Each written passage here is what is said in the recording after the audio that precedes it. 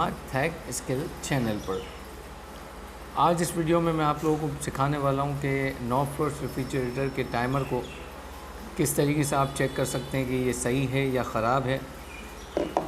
इससे पहले मैंने वीडियो जो अपलोड की उसमें मैंने फ्यूज़ चेक करने का तरीका आप लोगों को समझाया था, बायोमीटर को चेक करने का तरीका भी आपको बताया था और ग्लास हीटर को चेक करने का तरीका भी आप लोगों को मैंने बताया था। ग्लास हीटर देखें कुछ इस तरीके का होता है जैसे आपको नज़र आ रहा है।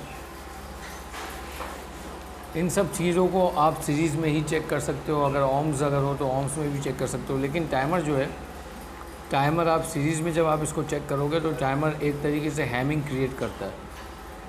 जब ये हैमिंग क्रिएट करेगा तो ये जब यहाँ से चल रहा होता है,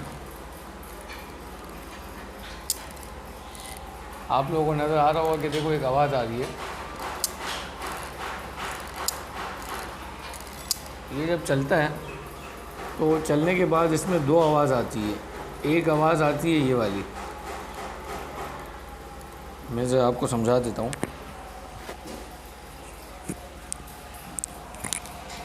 ये देखो माइक करीब है। अब एक आवाज़ आती है ये वाली, गौर से सुनना कैसे है। एक आवाज़ आती है ये वाली,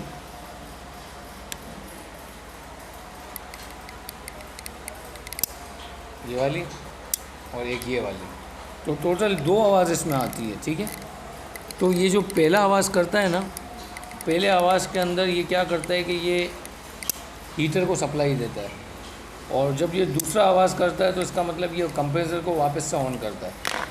यानी हमारा जो टाइमर है ये जब चल रहा होता है तो इसके अंदर होता क्या है कि वर्किंग पोजीशन पे ये कंप्रेसर को चला रहा होता है, और जैसे ही ये ऑफ पोजीशन पे आता है,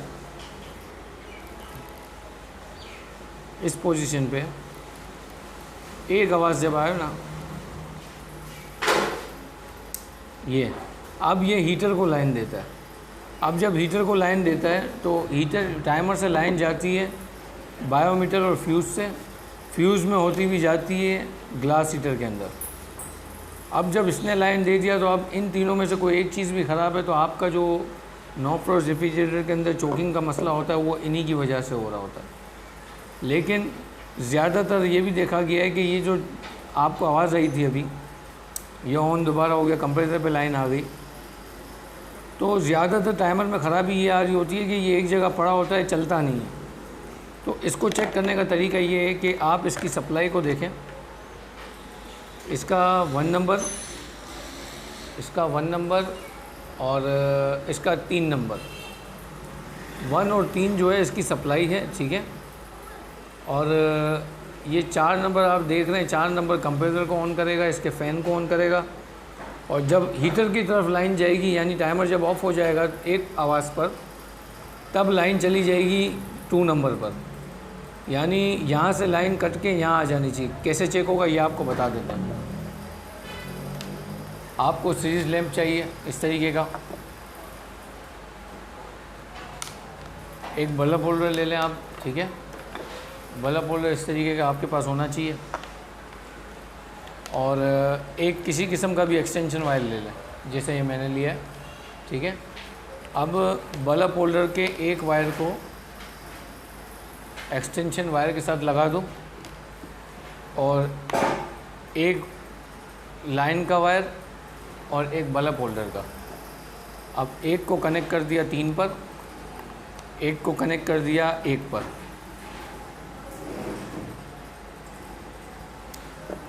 एक और 3 पे हमने क्या करे, पॉइंट लगा दिए। ठीक है, 1 और 3 पे लगा दिए, अच्छे से देख लें। अब हम क्या करेंगे कि इस तरीके का एक तार का पीस है, हम 2 चीज़ चेक करेंगे। एक टाइमर लाइन दे रहा है कि नहीं दे रहा है, ये चीज़ चेक होगी, और सेकंड ये चीज़ चेक होगी कि टाइमर हमारा काम कर रहा है कि नहीं कर रहा है। यानी आपने अक्सर वॉशिंग मशीन के टाइमर को देखा होगा, जब आप उसको 15 मिनट में घुमाते हैं तो वो फिर पीछे भी आता है।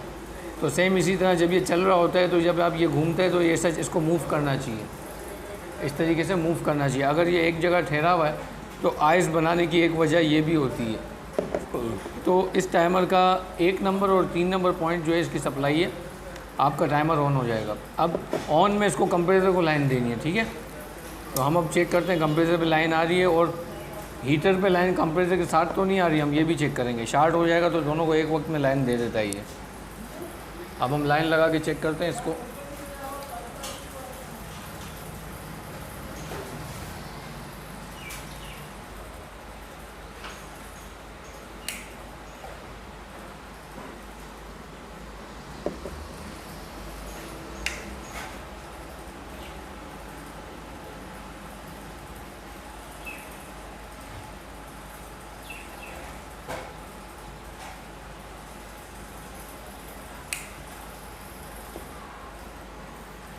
अब जैसे ही लाइन ऑन होती है तो टाइमर जो है वो हैमिंग करता है, यानी कि वाइब्रेशन हो रहा होता है। अभी बाकायदा इसमें वाइब्रेशन हो रहा है, ठीक है। तो वाइब्रेशन होगा। अब लाइन आ रही है नहीं आ रही इससे भी पता चल जाएगा आपको, ये देख सकते हैं, ठीक है, लाइन आ रही है। तो 1 और 3 पे लगाने से क्या होगा कि ये टाइमर की मेन सप्लाई है। 1 और 3 नंबर आपको याद रखनी है। अब जैसे ही हमने इसको रखा है तो टाइमर क्या है हमारा हैमिंग कर रहा है। अब ये तार का पीस लेते हैं,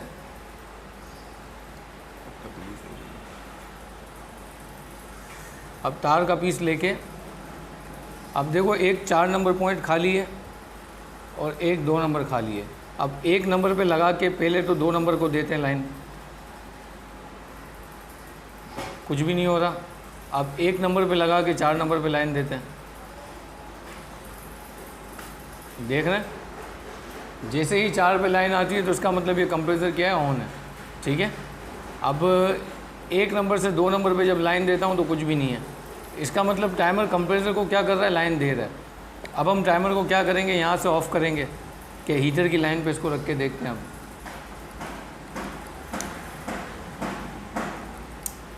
अब ये हीटर की लाइन पे रख के देखते हैं हम इसको कि हीटर की लाइन पे क्या कर रहा है। अब फिर 1 नंबर पे टच करें और हीटर की लाइन पे टच करें। अब 4 नंबर पे जब टच करता हूँ तो लाइन चली जाती है। अब 4 नंबर पे लाइन नहीं आ रही है, लेकिन अब क्या हो रहा है कि हीटर पे लाइन आ रही है, यानी टाइमर जो है हमारा बाकायदा लाइन दे रहा है, हमारा काम बिल्कुल सही तरीके से हो रहा है। यानी टाइमर क्या करेगा, ये हैमिंग कर रहा होगा, ठीक है। तो इसका 2 नंबर जो है वो हीटर की सप्लाई है और 4 नंबर जो है वो कंप्रेसर की सप्लाई है। तो ये आपको याद रखना है। और सीरीज़ लाइन के तार, एक तार यहाँ जोड़ना है, एक तार 3 पे जोड़ना है, तो टाइमर आपका जो है वो हैमिंग करेगा, वर्किंग करना शुरू कर देगा। दूसरी चीज़ इसमें यह नोट करनी है कि आप देख सकते हैं मैंने निशान लगाया है यहाँ, देख सकते हैं। तो निशान लगाने की वजह यही थी कि जब मैंने इसको यहाँ स्टार्ट करके निशान इसमें यहाँ लगाया और 1 घंटे बाद जब मैंने इसको चेक किया तो ये यहाँ से यहाँ आ चुका था, यानी ये यहाँ निशान जहाँ मैंने लगाया था ये यहाँ से घूम के यहाँ आ गया था। इसका मतलब हमारा टाइमर जो है वो वर्किंग भी कर रहा है। तो दोनों चीज़ें कंफर्म हो गई। अब मसला रह जाता है या तो आपका ये फ्यूज़ ख़राब होगा, या फिर आपका ये बायोमीटर स्विच ख़राब होगा। देख रहे हैं ख़राब ऐसा होता है बायोमीटर स्विच, गौर से देख रहे हैं आप, इस तरीके से ख़राब होता है। और इन तीनों चीज़ों को आप सेपरेट चेक कर सकते हो। पूरा का पूरा रेफ्रिजरेटर सिस्टम 9 फ्लोर्स का देखें, इन चीज़ों पे डिपेंड करता है। इसके अलावा इसके अंदर कुछ भी नहीं होता है जो आपको ज़्यादा परेशान कर रहा हो। तो इस तरीके की मज़ीद वीडियो देखने के लिए आप हमारे चैनल को सब्सक्राइब करें, बेल आइकन पर क्लिक करें, ताकि अपलोडेड वीडियो का नोटिफिकेशन आप लोग को मिलता रहे और आप लोग हमारी वीडियो से फ़ायदा उठाते रहें। तो मिलते हैं किसी और वीडियो में एक नए टॉपिक के साथ। होपफुली आपको वीडियो समझ आ गई होगी। फिर भी अगर कुछ समझ नहीं आया तो कमेंट में हमसे पूछ सकते हैं। अल्लाह हाफ़िज़, अल्लाह निगहबान। आज थोड़ी सी तबीयत मेरी ख़राब है, इस वजह से सही से बात नहीं कर पा रहा, आप लोगों को फ़ील हो गया होगा, लेकिन खैर मैंने कोशिश की आप लोगों को काम समझाने की। मेरे लिए दुआ कीजिए कि अल्लाह ताला जल्दी सेहत याब करे।